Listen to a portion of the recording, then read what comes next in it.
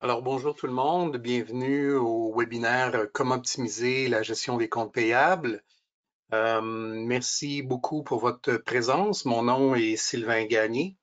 Je vais être votre hôte aujourd'hui pour ce webinaire. Alors, je vais laisser la parole bientôt à mes collègues qui vont faire la présentation, mais juste pour vous dire quelques petits mots d'intro, vous devriez avoir reçu quelques courriels de ma part. En fait, si vous êtes ici, c'est que vous avez reçu des courriels. Vous allez en recevoir deux autres au cours des prochains jours.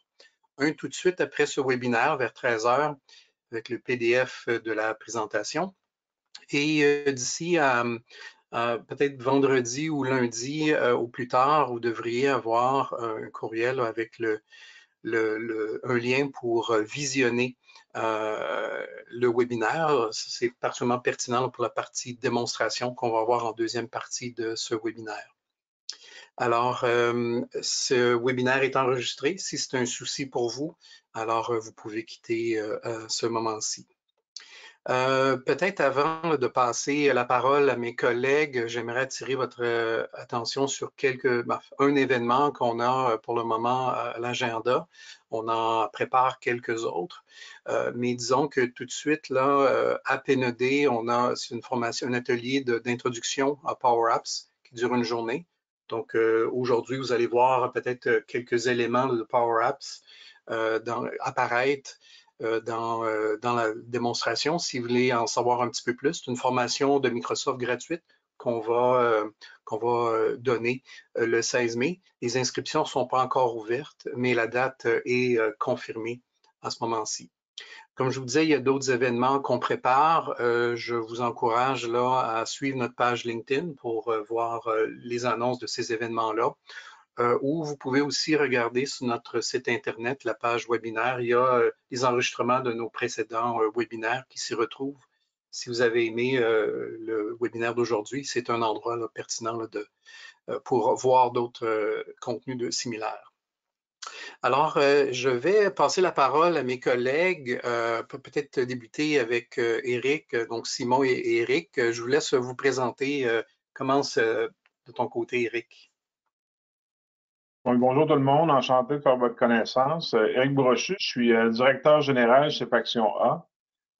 Faction A, on a été acquis par Mallette là, en septembre 2022, si je ne me trompe pas. Donc, on est un petit peu là, le bras technologique de Mallette. On se spécialise tant au niveau là, des environnements analytiques, donc la définition des indicateurs de performance, la mise en place des infrastructures, au niveau analytique, mais on fait aussi du développement applicatif, donc de l'automatisation de processus avec la Power Platform et du développement d'applications concrètes là, avec cette technologie-là. Donc, ça fait un petit peu le tour là, de nos services. Simon? Oui, bonjour tout le monde. Mon nom, c'est Simon Caron. Je suis directeur en service conseil chez Mallette. Donc, je suis CPA de profession. Depuis maintenant plusieurs années, j'ai décidé de migrer plus davantage au niveau de la transformation numérique. Donc, maintenant, je me spécialise vraiment à accompagner les organisations à venir transformer tout ce qui est au niveau de l'administration pour venir atteindre davantage le Lean Office et venir faire plus avec moins de ressources, surtout dans un contexte où on sait qu'au niveau administratif et comptabilité, on est aussi touché par la pénurie de main-d'œuvre. Donc, ça devient de plus en plus utile de vouloir se pencher dans cet univers-là.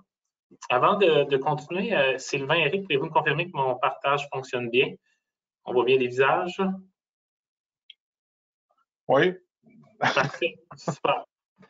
Donc, j'y vais. On va débuter tout d'abord avec un petit tour de l'agenda. Donc, aujourd'hui, on va faire une petite introduction sur qui sommes-nous, qui sommes Mallette, qui sommes Faction A. Par la suite, là, mon collègue Éric va y aller avec une présentation au niveau de la Microsoft Power Platform. Donc, plusieurs personnes connaissent un peu des buzzwords autour de qu'est-ce que la Microsoft Power Platform. On va juste vouloir bien vous expliquer qu'est-ce que chacune des composantes peut venir faire dans les organisations. De mon côté, je vais retourner avec certains détails au niveau de justement concret, au niveau de l'automatisation des comptes payables.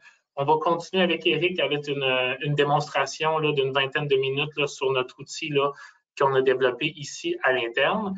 Par la suite, on va y aller avec la conclusion et la période de questions. Donc, n'hésitez pas, vous pouvez à partir du chat écrire directement des questions. Donc, si vous avez des questions, je vous invite à les écrire directement dans le chat là, pour qu'on puisse nous les traiter puis pouvoir y répondre à la fin de la présentation. Donc, je vais commencer avec qui est Mallette. Donc, Mallette, on est le 4e plus grand cabinet comptable au Québec, reconfirmé depuis hier. Donc, on est un cabinet qui se spécialise dans plusieurs choses. On est le cabinet d'appartenance québécoise le plus important. Donc, on a des équipes qui sont beaucoup multidisciplinaires.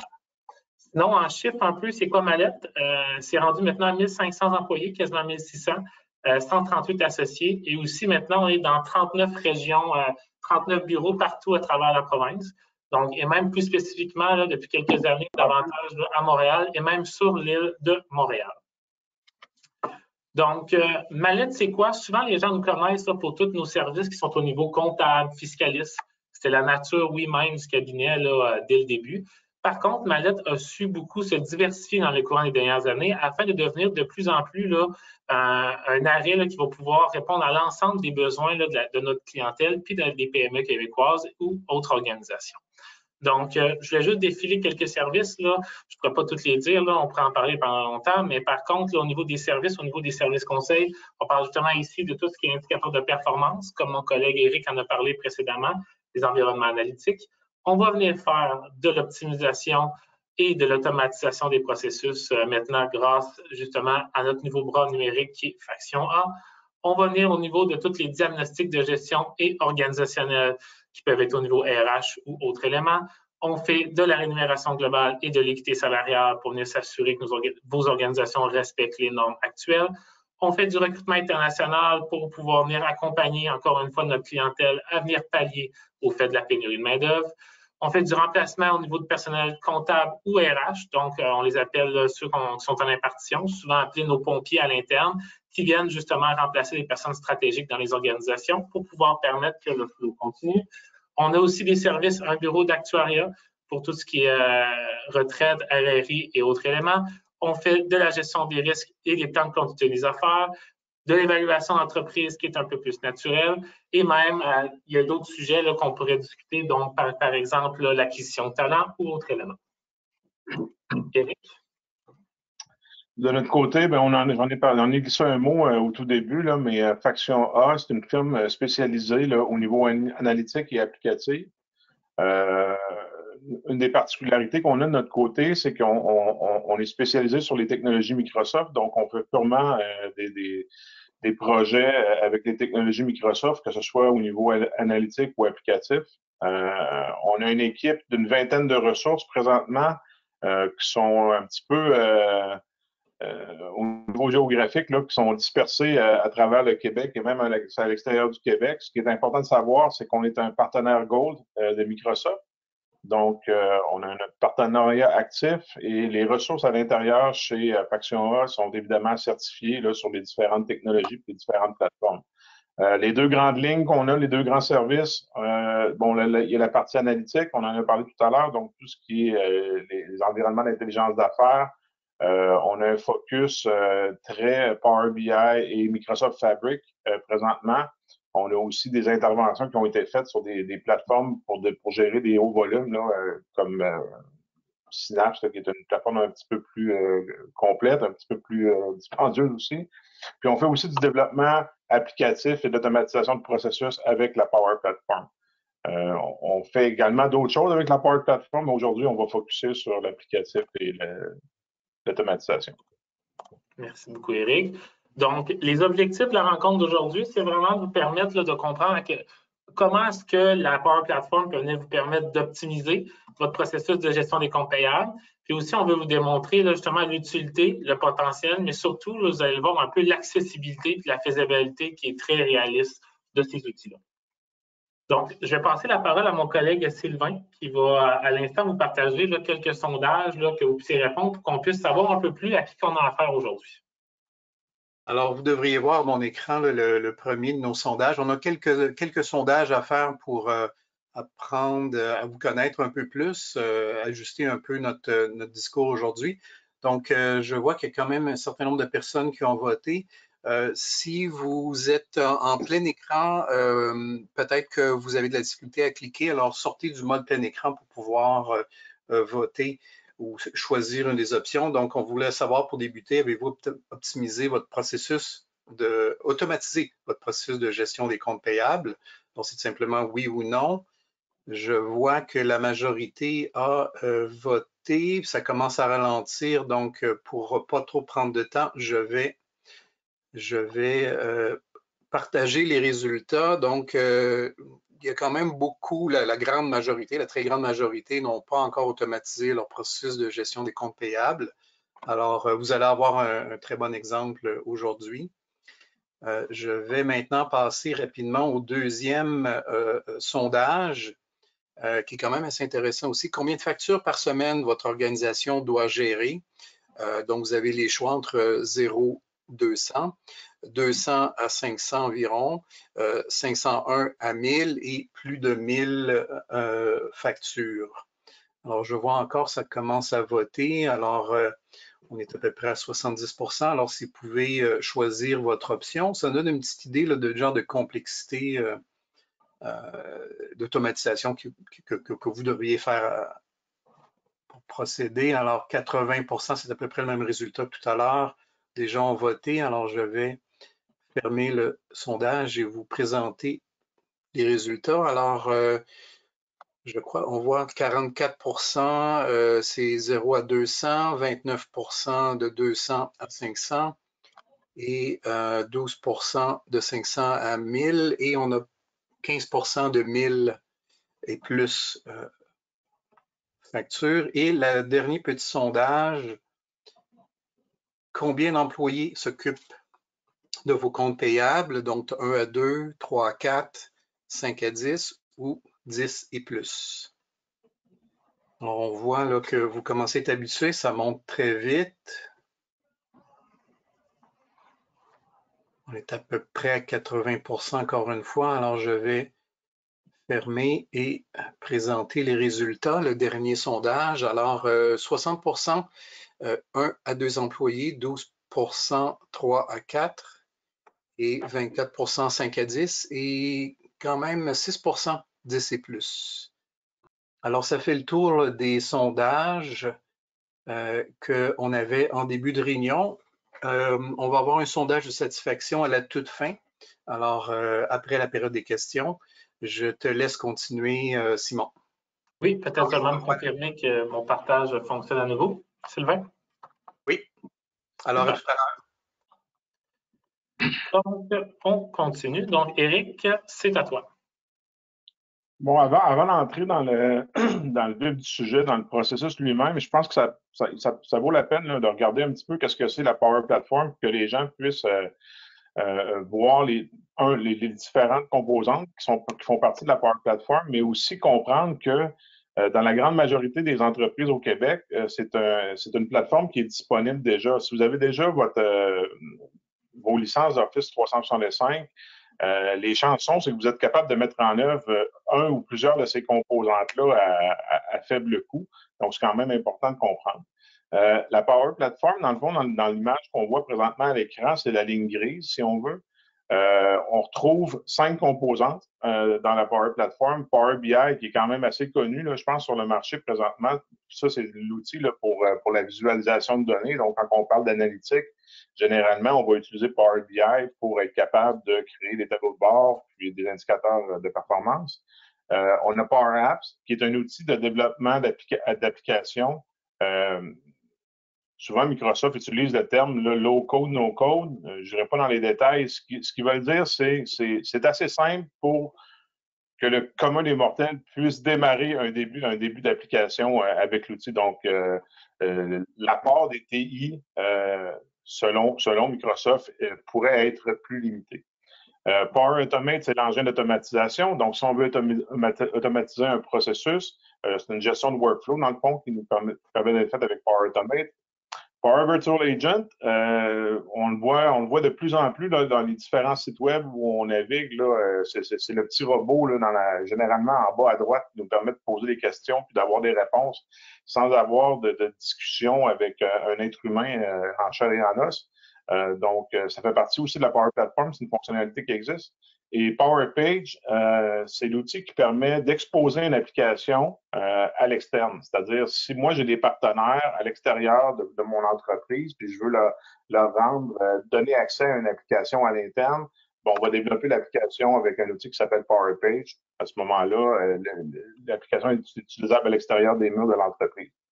Il y a aussi là, les petits icônes dans le bas qui sont importants.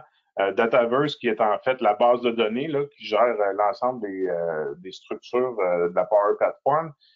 Mais je pointe présentement là, AI Builder. On va le voir en action un petit peu. C'est la composante d'intelligence artificielle qui est disponible à l'intérieur de la Power Platform. Dans notre cas, à nous, on va l'utiliser pour faire de la reconnaissance de caractère. Mais il y a quand même beaucoup de fonctionnalités là, qui sont disponibles avec le AI Builder qui fait partie de la Power Platform. Donc, je ne voulais pas tomber trop dans le détail, là, mais ça vaut quand même la peine de faire le tour. Aujourd'hui, évidemment, on va avoir un focus plus sur l'applicatif et l'automatisation de processus, donc Power Apps et Power Automate. Et comme je vous l'ai cité un petit peu plus tôt, on va quand même regarder aussi la partie AI Builder là, dans notre solution.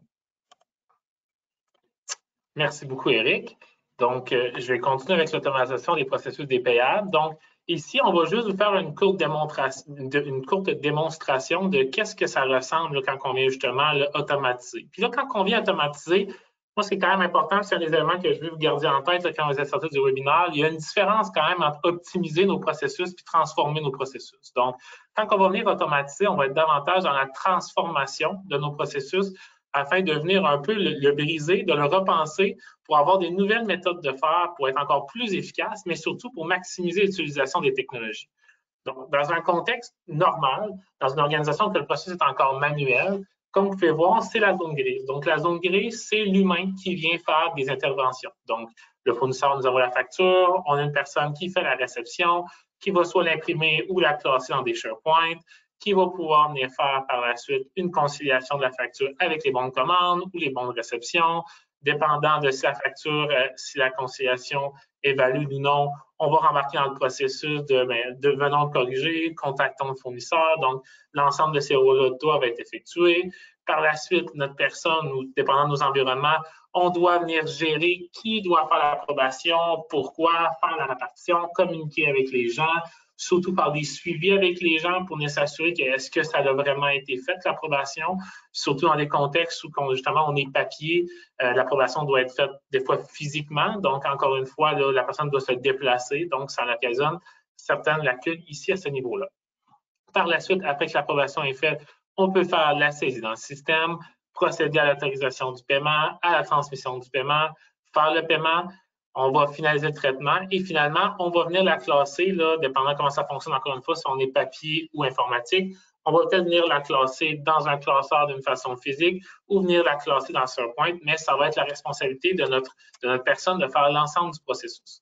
Donc là, qu'est-ce que je veux vous remarquer? Ça va être justement toute la transformation qu'on va venir y faire, puis vous allez réaliser toutes les étapes qui vont descendre dans la partie Power App, Power Automate. Donc, toutes les parties qui vont être en rouge maintenant, il faut prendre en considération que c'est la machine maintenant. Fait que c'est des robots logiciels qui vont venir faire ces étapes-là.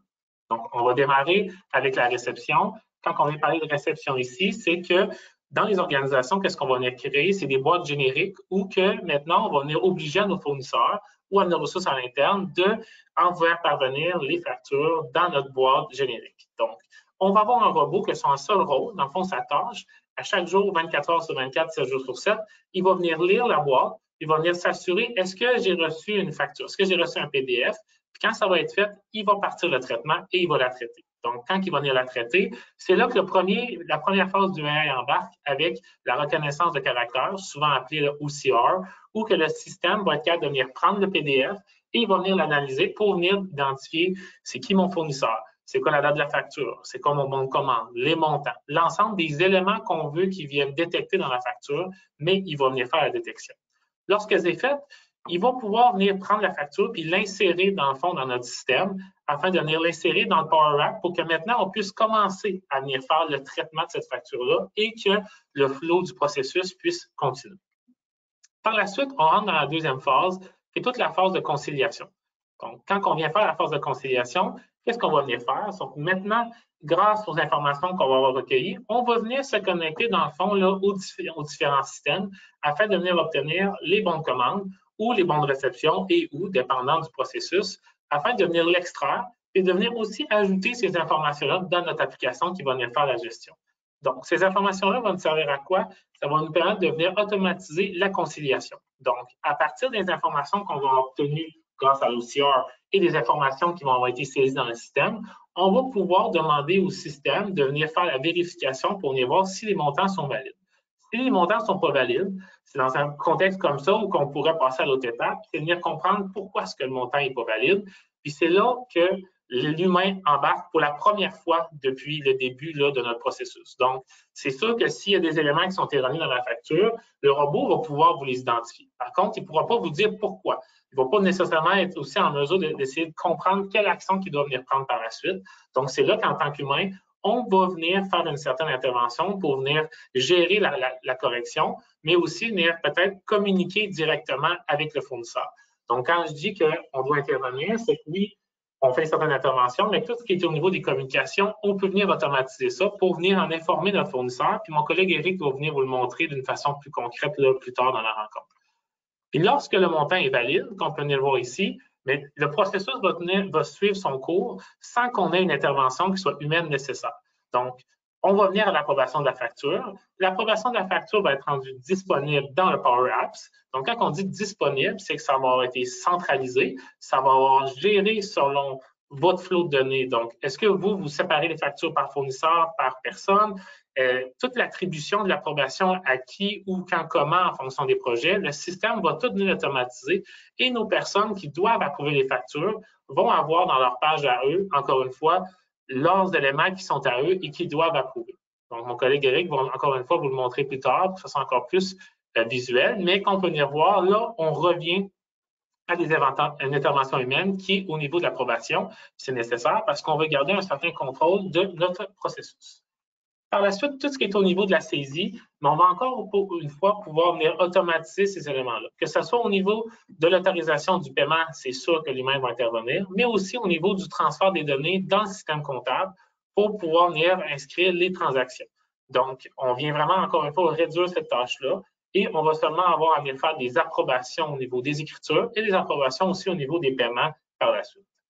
Donc, quand on vient à la dernière étape, qui est l'étape d'archivage, donc, ici, encore une fois, notre robot, on va pouvoir venir y indiquer comment est-ce qu'on désire qu'il classe les factures dans le SharePoint, dans notre environnement. Donc, automatiquement, l'archivage va être fait. Et mon collègue Eric va vous le montrer aussi plus tard dans la démo. Là, vous allez voir là, la puissance de l'archivage, mais aussi la puissance du fait qu'on peut venir décider comment est-ce qu'on veut venir le voir et le classer. Puis, automatiquement, le classement peut se remoduler dépendant de la vision qu'on veut avoir. Donc, au début, qu'est-ce qu'on peut venir voir? On avait un processus dans le gris qui était complet. Donc, on avait des humains qui réalisaient des étapes tout au long du processus. Maintenant, on va venir maximiser l'utilisation de l'humain pour venir seulement au niveau des approbations et au niveau des corrections pour venir diagnostiquer les problèmes. Donc, on vient vraiment augmenter la plus-value de notre intervention humaine, mais aussi optimiser notre processus. Donc, les avantages concrets d'y aller avec une telle solution ou dans cette transformation-là, c'est définitivement la première étape, c'est l'optimisation du processus. Comme je dis toujours un peu à la blague, là, quand on dit optimiser, c'est que ça l'optimise sur plein de façons. Le premier élément, c'est que, comme j'ai dit, ça travaille 24 heures sur 24, 7 jours sur 7. Ça, comme mon collègue Eric dit souvent, là, ça n'a pas d'enfants, pas de congés, pas de fériés, fait que ça travaille même les fins de semaine. Donc, quand on va venir optimiser notre processus, c'est sûr que là, ça travaille tout le temps, puis ça va rouler, puis nous, en tant qu'humains, mais on va pouvoir justement seulement mettre l'emphase aux éléments où sont cruciaux pour venir accélérer notre processus complet. Au niveau de la réduction des besoins en main-d'œuvre, donc nécessairement, en venant réduire, là, c'est lié avec le deuxième point, en venant réduire les tâches qui sont récurrentes et abrutissantes, donc on va nécessairement venir réduire le nombre de tâches qui doivent être faites par nos ressources.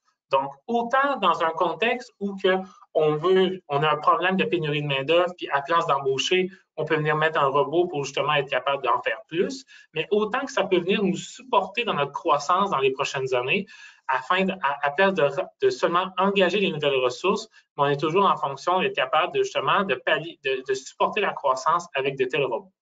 Au niveau des tâches récurrentes, on sait que de la saisie de factures, faire un traitement manuel de factures, des fois de des centaines par jour, c'est très récurrent. Ça peut venir même un peu étourdissant avec le temps, puis ça peut justement occasionner des problèmes au niveau de la rétention de main-d'œuvre. Donc, dans certaines organisations, on peut voir que ce type de poste-là, il y a des taux de roulement qui sont importants en raison de ces types de tâches-là. Donc, en venant justement transformer notre processus, on vient réduire ce nombre de tâches-là, puis on va davantage prendre nos humains pour les mettre dans des tâches à plus valeur ajoutée, puis ça va être directement connecté envers notre indice bonheur. Donc, notre indice bonheur, de venir dire que maintenant, nos ressources, ils vont pouvoir faire des tâches qui vont être davantage faites pour eux, mais aussi moins récurrentes pour qu'ils soient de plus en plus heureux dans leurs tâches pour justement venir réduire nos éléments au niveau des taux de roulement et autres éléments. Au niveau des contrôles, bien, un processus comme ça, c'est robotisé. Donc, qu'est-ce que ça veut dire robotisé? C'est que chacune des étapes doit être respectée, sinon le robot ne viendra pas le faire. Donc, définitivement, si on veut venir instaurer des contrôles et venir s'assurer que les approbations sont faites, mais nécessairement, ça va venir s'assurer du cadre, on va avoir une bonne gestion. Puis en plus, ce que mon collègue Éric va vous présenter plus tard dans la démo, c'est qu'on peut vraiment, tous les éléments qui sont faits au long du processus, ça va mettre des traces dans le système. Puis ces traces-là, mais ça nous permet justement de retracer qui est intervenu à telle étape et quand et où et comment. Donc ça va nous permettre justement d'avoir une bonne gestion et de savoir qu'est-ce qui se passe dans le long de notre processus. Puis finalement, la réduction des erreurs, bien, oui, des gens nous disent des fois l'informatique, ça fait des erreurs, mais je vous annonce amplement qu'aujourd'hui, que les humains aussi font des erreurs. Et les humains, ils font des erreurs, surtout quand les tâches sont récurrentes, puis des fois, ils sont un peu découragés. On peut remarquer qu'il y a souvent une hausse des taux d'erreur. Mais le robot, lui, ces éléments-là, lui, il ne sera pas impacté. Par contre, justement, au niveau de la réduction des erreurs, les petits montants, lui, que ce soit 1 cent ou 2 cents, ou 20 millions, il va être capable de diagnostiquer l'erreur rapidement. Quand on parle justement de recevoir une facture de 10 pages, on a un sommaire à bon de commande de 2 pages, peut être capable de tout rattacher chacun des montants, mais lui, il ne verra pas la différence ici pour venir réduire nos erreurs. Un tel processus, c'est sûr qu'il y a une certaine gestion du changement qui est à prendre en considération. On en est conscient. Il y a une gestion du changement qui est à faire autant à l'interne qu'à l'externe de l'organisation.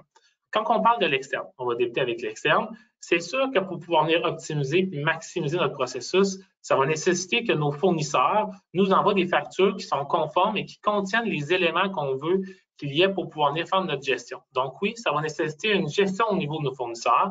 Puis surtout, par exemple, au niveau des bons de commande, si on veut venir assurer le rapprochement, il va falloir que le numéro du bon de commande soit indiqué sur la facture. Parce que ce qui est important à garder, à prendre en considération, c'est que pour automatiser un processus, il faut avoir de la donnée, il faut avoir des documents structurés.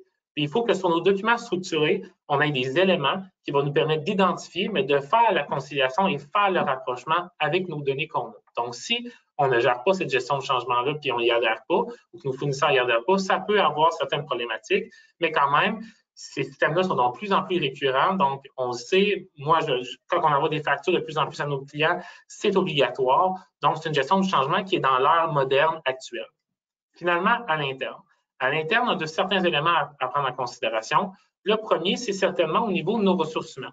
Il y a certaines ressources que c'est sûr que ça va peut-être faire 30 années que leur tâche, c'est de recevoir des courriels, de les imprimer, puis de se prendre dans l'organisation. Puis là, du jour au lendemain, comment ça va fonctionner? C'est que là, maintenant, l'impression sera plus faite, leur classement sera plus fait, puis là, il va falloir qu'ils soient rendus dans une phase davantage au niveau de l'analyse. Donc, oui, au niveau de la gestion du changement, il faut prendre en considération qu'on va avoir de la formation à donner à certaines de nos ressources parce que leurs tâches vont changer. Par contre, ce changement des tâches-là est rendu nécessaire maintenant pour venir supporter la croissance, mais surtout pour pouvoir venir répondre aux besoins qui sont de plus en plus grandissants. Donc, ça va nécessiter, oui, de l'accompagnement, mais l'accompagnement est nécessaire. Puis souvent, les gens, ils me disent, quand on parle, « Oui, mais là, moi, je ne veux pas couper de poste, là. » Non, mais je réitère, puis on le dit souvent, on ne coupe pas de poste maintenant en 2024. C'est assez rare qu'on coupe des postes. Par contre, ce qui est le fun, c'est qu'on est capable de remplacer peut-être d'autres postes qui ne sont pas occupés.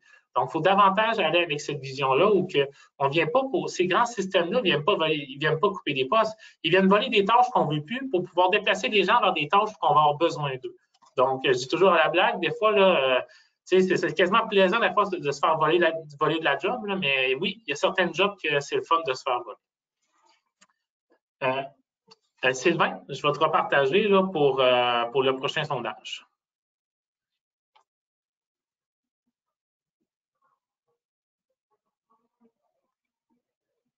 ne sera pas long, je vais le lancer. Vous devriez voir le sondage. Quel enjeu aimeriez-vous régler grâce à l'automatisation de vos processus? Alors, Simon en a parlé un petit peu. Pénurie de main-d'œuvre, taux de roulement élevé, processus inefficace et de l'important, erreurs fréquentes, autres. Alors, je vous demande si vous pouvez compléter. On voit que ça commence déjà. Il y a quelques autres. On n'a pas l'option d'écrire des suggestions, des informations additionnelles dans le sondage de GoToWebinar. Alors, si vous pouvez peut-être l'indiquer dans le chat, ça pourrait être intéressant pour nous. Quels sont les autres enjeux là, que vous rencontrez? Alors, je vois qu'on est à peu près déjà rendu à 80. Alors, je vais fermer et partager les résultats. Alors, 11% pénurie de main-d'œuvre, 5% taux de roulement, 65%, donc la grande majorité, processus inefficace et délai important, 8% erreurs fréquentes et 11% d'autres enjeux. Alors, comme je vous disais, je vous encourage de nous partager ces autres enjeux-là. Ça serait intéressant là, pour la suite des choses. Alors, je ferme le sondage et je vous laisse continuer, messieurs. Merci beaucoup. Donc, Éric, à toi la parole. Je vais te partager la présentation, Éric. Tu vas pouvoir prendre le contrôle. Oui, là, c'est la partie un petit peu plus dangereuse. C'est le changement de contrôle. Donc, est-ce que vous voyez mon écran? Oui, je te confirme que oui, Éric. OK. Donc, dans un premier temps, avant de tomber dans l'application, je pense que ça vaut la peine d'aller voir un petit peu comment on crée un modèle. Excusez-moi. Comment on crée un modèle d'intelligence artificielle à l'intérieur de la Power Platform. Je ne veux pas tomber dans les détails, je ne veux pas aller dans le technique, mais je veux quand même que vous compreniez la facilité de créer ce genre de modèle-là. Donc, je vais rentrer au niveau de notre modèle d'intelligence artificielle, là, donc de la reconnaissance de caractère. La première page qu'on va voir ici, c'est vraiment un sommaire de notre modèle IA. Dans le fond, ce qu'on a ici, c'est notre pointage de notre modèle, si on veut. Là, on a un taux de 93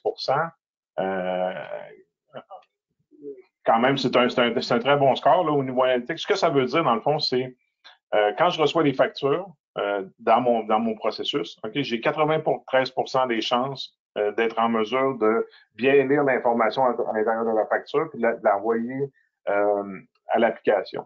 Évidemment, il va toujours avoir des factures qui, pour une raison X, ne seront pas en mesure d'être lues correctement. Donc, ce qu'on va venir faire à ce moment-là, c'est on va venir documenter le modèle avec ces nouvelles factures-là pour garder notre score quand même assez élevé là, pour avoir un succès au niveau de la lecture de notre modèle. Comment on fait un modèle IA avec la Power Platform? Je vais juste aller dans l'interface ici. Allez voir, c'est quand même assez simple. En quoi ça consiste, en fait? Un modèle IA, dans le fond, il faut définir la structure qu'on recherche. Hein. Donc, on va aller dire, bon, mais moi, ce que je recherche à aller chercher dans mes documents, c'est des différents champs. Là, ici, on voit un ensemble de champs qui sont mis à la disposition par Microsoft déjà en partant. On peut créer nos propres champs. On n'est pas obligé d'utiliser ce que Microsoft nous donne. Donc, on a notre liste de champs. Ce qu'on va venir faire, on va venir se créer une collection. Donc, si on regarde ici, moi, je suis allé chercher, puis évidemment, on s'entend, c'est une démo, là. Je suis allé chercher des factures dans un de nos systèmes, OK? Puis, je les ai mis dans ma collection. Là, j'ai mis une collection de 7 documents. Microsoft recommande d'avoir au minimum 5 documents. Moi, ce que je dis, c'est plus on en a, plus notre modèle est précis.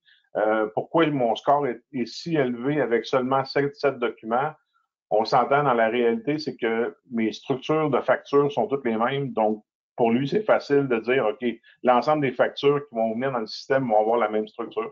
Donc, il faut s'assurer de mettre quand même un nombre assez élevé là, de documents dans l'environnement. Mais tout ce qu'il s'agit de faire ici, c'est de venir ajouter un document. puis de dire au modèle, je vais te donner l'information sur comment traiter ce document-là. Donc, ici, j'en ai 6. Si on les regarde ici, on en regarde un par défaut. Là. Donc, c'est une facture type qu'on reçoit.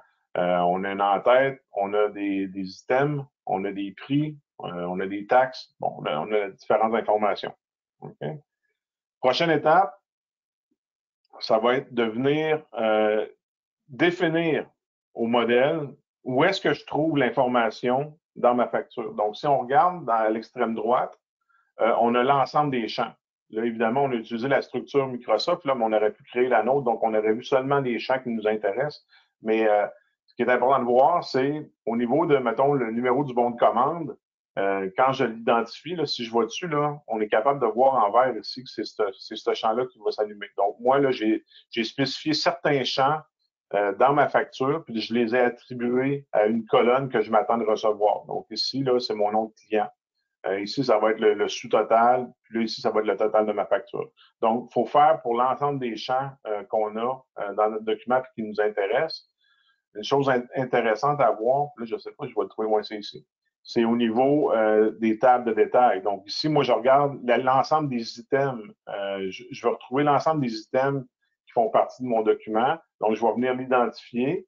Je l'identifie, mais je l'identifie à une structure qui s'appelle item. OK? Donc, à partir de ce moment-là, lui va être capable d'aller lire les différentes informations dans ma facture. Après ça, tout ce qu'il suffit de faire, c'est d'entraîner le modèle. Okay? Lui, ce qu'il va nous dire, c'est en fonction des modèles que vous nous avez donnés, okay, on a retrouvé 7 fois l'occurrence du nom de client, on a trouvé 7 fois le bon de commande. Comme je vous l'ai dit tout à l'heure, c'est facile, c'est toute la même structure de document. Là. Et ça pourrait arriver que dans un environnement client, le numéro de PO n'est pas sur une facture fournisseur pour une raison X. Donc, ici, on verrait les divergences à ce niveau-là. Puis après ça, tout ce qu'on a à faire, c'est venir entraîner notre modèle. Puis au fur et à mesure qu'on va recevoir des factures, le modèle va s'entraîner. C'est-à-dire, si on reçoit une structure de facture qui est inconnue, OK, le modèle a quand même des chances d'être en mesure de rapatrier certains champs en fonction de ce qu'il y a dans son historique à lui. Donc, ça ne veut pas dire qu'on a un nouveau fournisseur qui nous envoie une facture qu'on ne sera pas capable de la lire. On risque d'être capable de lire une grande majorité des champs. Il va peut-être nous manquer un petit peu d'informations, mais une grande majorité des champs vont quand même être automatiquement lus à partir du document qu'on a reçu. Donc, ça, c'est juste pour aller vite dans le modèle parce que ça va être important de comprendre ce qui se passe. Puis, juste un petit détail que je voudrais rajouter, Eric, là. Tu sais, quand Eric mentionnait là, au début, là, au niveau là, du pourcentage, là, dans le fond, ce qui est important à comprendre, c'est que le pourcentage qu'il présente, c'est s'il y a une nouvelle facture qui est différente des modèles qu'on a inclus rentre, c'est le pourcentage qu'il y a de venir les lire. Donc, quand on a des fournisseurs, mettons, qui sont récurrents, mais c'est sûr que les factures des fournisseurs récurrents, le pourcentage de chance qu'ils se regardent la lire au complet est pratiquement de 100 parce qu'il la connaît par cœur. Dans le fond, ici, c'est vraiment la notion de machine learning qui vient. C'est ça le 93 c'est vraiment pour les autres modèles là, qui sont différents de celles qu'on a déjà entraînées. Tu peux continuer, Eric? Oui, puis là, comme je vous dis, là, ça porte à confusion, ce score-là, parce que le 95 aujourd'hui, c'est toutes des factures pareilles. Donc, c'est sûr que si j'avais 12 formats de factures, mon score descendrait un petit peu. Il faudrait peut-être que j'ajoute plus de factures dans ma collection pour m'assurer d'avoir un meilleur score. Ici, on parle, tantôt, Simon parlait d'une application. Moi, je vais juste rectifier le tir. C'est une démo, hein, c'est une preuve de concept qu'on a montée pour le webinaire, en fait, pour présenter à nos clients qu'est-ce qui peut être fait au niveau de l'automatisation. Donc, les fonctionnalités, c'est pas des fonctionnalités qui sont coulées dans le béton. On peut évidemment ajuster. Puis c'est ça la grande force de la Power Platform, c'est qu'on peut ajuster la solution en fonction du processus d'affaires de nos clients ou de nos partenaires. Donc, il ne faut pas prendre pour acquis que ce qu'on vous montre là, c'est la seule manière de le faire. Définitivement pas. Je vais essayer d'identifier certains points où on pourrait améliorer les choses, où on pourrait changer les choses pour un environnement différent.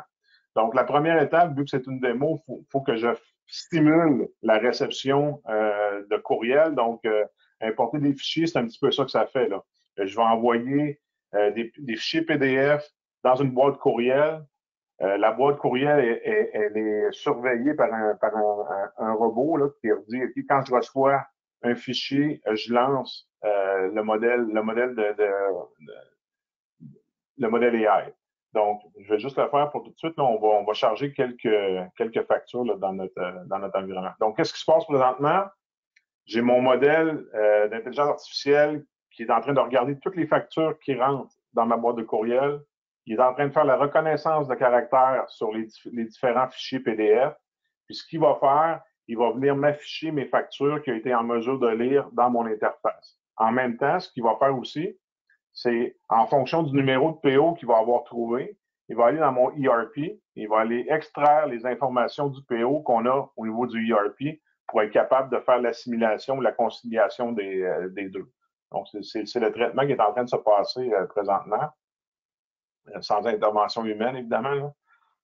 Donc, on va juste attendre. Ça prend quoi, 1 minute et demie à se faire.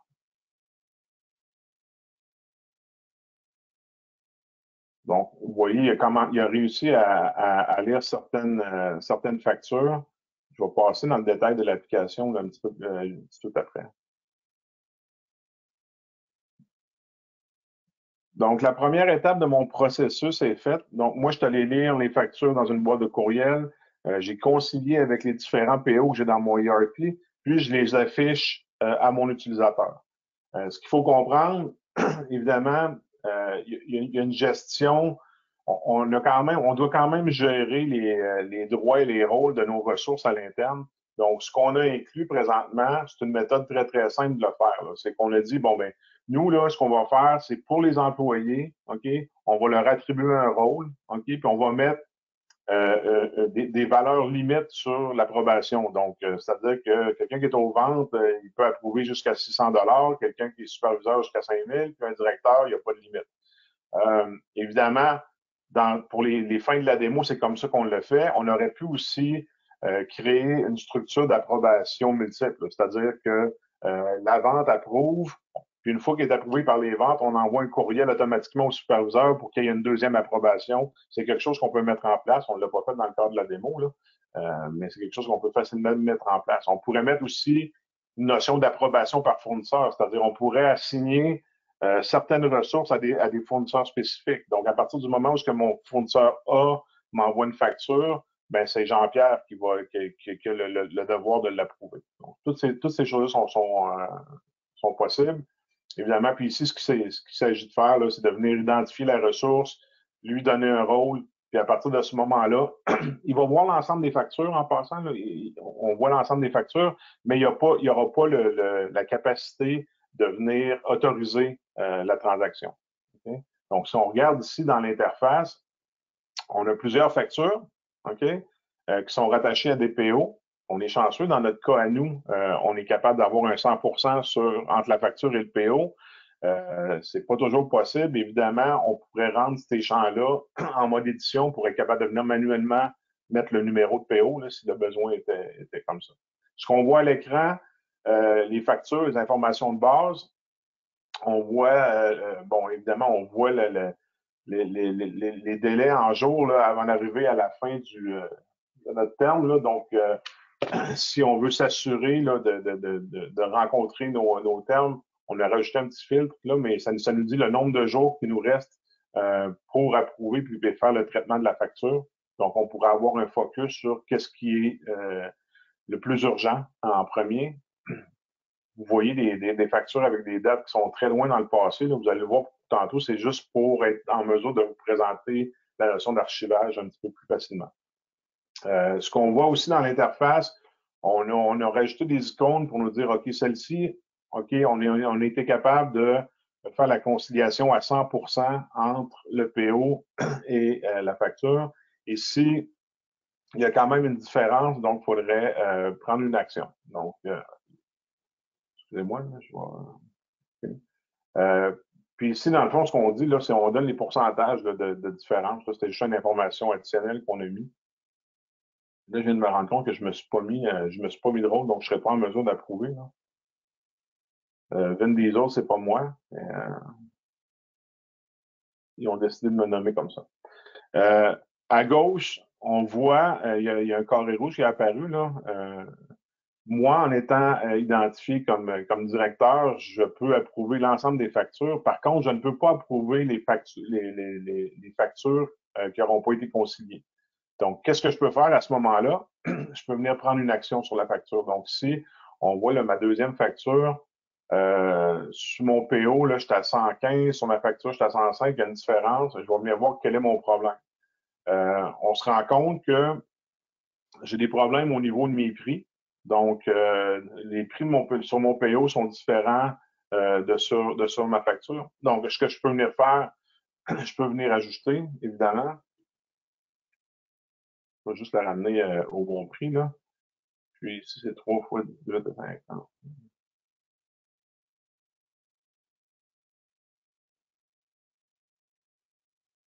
Là, on voit, OK, le montant de mon PO, le montant de ma facture sont identiques. Si je retourne dans mon interface principale, maintenant, vu que je suis rendu avec j'ai un crochet vert, j'ai été capable de concilier. Donc, je suis capable d'autoriser la transaction. Ce qu'on peut faire aussi, parfois, c'est la facture fournisseur qui est erronée. Donc, ce qu'on pourrait venir faire, on pourrait venir dire, OK, oui, je suis pas capable de concilier ici. Il y a une erreur au niveau de la facture. On a rajouté une petite fonctionnalité qui serait, ben écoute, contact directement avec le fournisseur. Là, présentement, on n'a pas mis de texte, là, mais on pourrait automatiser du texte pour spécifier pourquoi on a un problème avec la facture qui nous a été envoyée. Puis il nous suffirait d'envoyer la facture au fournisseur, le courriel au fournisseur directement. Donc, c'est une autre fonctionnalité qu'on peut mettre en œuvre. On peut attacher la facture directement dans le courriel aussi pour que le fournisseur soit à l'affût de quelle facture on parle. Un peu le tour de ça ici. Qu'est-ce qu'on a rajouté comme fonctionnalité? Puis comme je vous l'ai dit, c'est pas il n'y a pas vraiment de limite à ce niveau-là. Là, on y est allé avec les fonctionnalités standards. Donc, c'est ça, on avait le nombre de jours, je vous l'ai montré. Là, des fois, on veut avoir un focus qui est plus sur qu'est-ce qui est vraiment urgent à traiter. Donc, on l'a rajouté ici. Donc, une fois qu'on a été en mesure de concilier nos choses, ce qu'on peut faire, tout simplement, on va venir sélectionner les factures qu'on veut envoyer. Puis, on a juste à cliquer sur la petite flèche ici.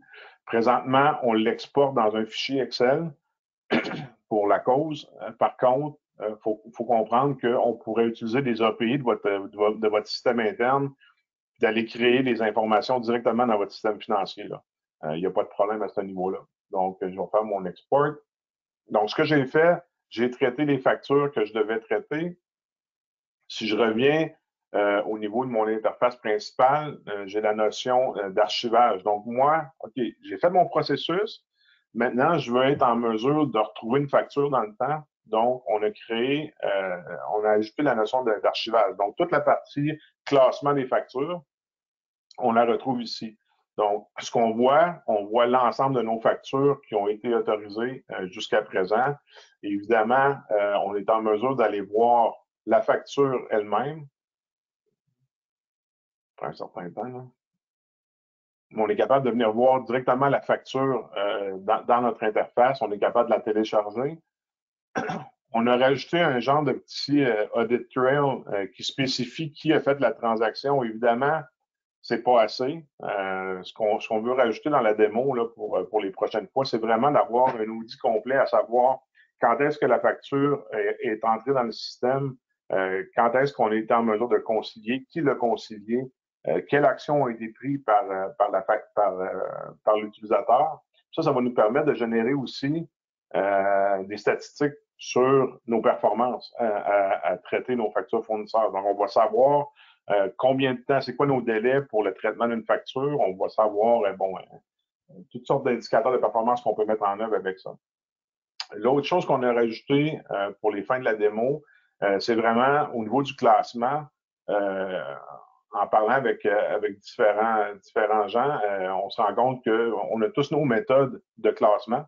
Donc, ici, on a rajouté quand même juste un visuel sur comment on pourrait travailler avec le classement de nos factures. Donc, si on a une volonté de le regrouper par période, on pourrait rapidement le changer, le type de classement qu'on voit à l'écran, juste en sélectionnant un bouton. Donc, si on avait un classement par projet, il suffirait de venir rajouter l'option de classer par projet. Donc, ici, si je vais par fournisseur, puis je choisis un de mes fournisseurs, je vais voir la facture qui est de ce fournisseur-là. Donc, si je choisis un deuxième, là, je ne comprends pas pourquoi je n'étais pas, voilà, j'étais pas capable de visualiser, là, mais c'est ça. Donc, puis à l'intérieur de notre environnement d'archivage, évidemment, on est capable de revoir la facture, de la télécharger. On pourrait rajouter un bouton pour l'imprimer directement, là, ça, il n'y a pas de problème. Donc, c'est un petit peu les fonctionnalités là, qu'on a mis en place pour la démo. Mais le fait important, c'est de dire, il ne faut pas voir cette démo-là comme une fin en soi. Il n'y a pas une entreprise qui gère que le processus identique. Donc, notre approche au niveau du développement est très malléable. C'est-à-dire qu'on va s'arrimer sur les processus internes, puis on sera en mesure de livrer une application là, qui est capable de rencontrer là, 100% des processus. Donc, Éric, je reprends le contrôle. Oui. Merci beaucoup, Éric. Me confirmer que vous voyez bien ma présentation. Vous me confirmez, Éric? Parfait. Oui. Donc, moi, je vais juste faire un petit résumé rapide. Là, Éric, il nous a promené à gauche, à droite, là, partout à travers l'application. Ce qu'il faut un peu retenir, c'est tout justement la lecture automatisée des factures par OCR, donc le traitement là, dès la réception. Le machine learning est quand même aussi à garder en considération. C'est quand même un avantage là, quand même assez important à considérer parce que si à chaque fois qu'on a des modèles de factures différents, il faut venir le remettre dans ce type de système-là, on a quand même une perte d'efficacité qui peut commencer à subvenir là, dans le temps. Donc, avec le machine learning, comme je dis précédemment, c'est que nos modèles de factures de base, ils vont passer directement, mais toutes les nouvelles factures, mais il y a des fortes chances, puisqu'on va l'entraîner, qu'il va être capable de venir faire la lecture là, par lui-même. Au niveau du rapprochement des factures, dans le fond, c'est, comme on l'a mentionné, c'est vraiment le cas de l'automatiser, de seulement avoir les éléments qui sont à problème. Au niveau du suivi des soldes des bons de commande, dépendant des organisations, il y en a des fois qui ont des bons de commande ouverts, contrairement à d'autres que non. On est capable de justement avoir des bloquants directement dans le système qui, quand on approche du solde ou qu'on dépasse le solde, la facture est bloquée automatiquement, puis une intervention va être identifiée. Au niveau de la gestion des approbations, juste penser que maintenant, on n'a plus à déterminer qui doit approuver la facture, mais que le système le fait. On vient économiser beaucoup de temps, mais aussi beaucoup de temps, surtout quand on parle dans des usines où il faut qu'on nécessite des fois des gens à se déplacer pour venir faire les approbations, mais que maintenant, à partir d'une application maison, d'un ordinateur ou seulement d'un iPad, ils vont pouvoir à distance faire les approbations, puis seulement voir tout le flot des approbations qu'ils n'ont pas encore faites à ce jour. Donc, on peut venir les gérer. Mais surtout, nous, à la comptabilité, on est capable d'avoir une vision sur qu'est-ce que les gens n'ont pas encore approuvé pour être capable de savoir justement qui contacter. Donc, des fois, ça peut devenir un peu mélangeant quand il y a plein de factures, c'est dans tous les SharePoint différents où la facture se prend dans l'organisation. Là, maintenant, on est toujours capable de le retrouver automatiquement là, directement dans notre système. Au niveau de l'historique du processus, c'est le audit trail, dans le fond, pour être capable de savoir exactement qui est intervenu tout au long du processus.